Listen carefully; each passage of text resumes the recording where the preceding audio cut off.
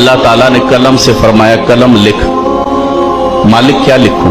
क़यामत तक होने वाले सारे मामलात लिख दे। कलम ने लिख दिए।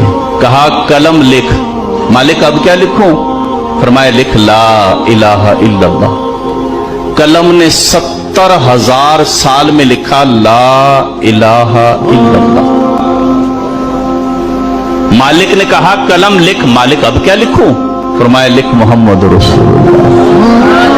कलम ने जब मोहम्मद की मीम लिखी ना तो कलम पे वज्द आ गया, कलम गिर गई, इसमें कत लग गई। कलम गिरी रही फिर उठी।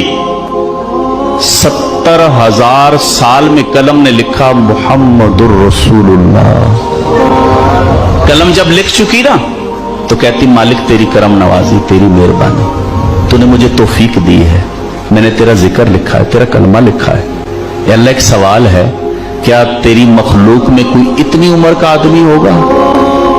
क्योंकि मुझे कलमा लिखने में 1,40,000 साल लगे। अल्लाह मैंने कलमा लिखा है 1,40,000 साल में। सवाल इतना सा है, क्या तेरी मखलूक में कोई इतनी उम्र का होगा जो जिंदगी में एक बार पढ़ ले? अल्लाह ने फरमाया मेरे ए कलम मेरे आखिरी नबी होंगे, उनका उम्मती एक एक दिन में 70,000 मरतबा पढ़ेगा।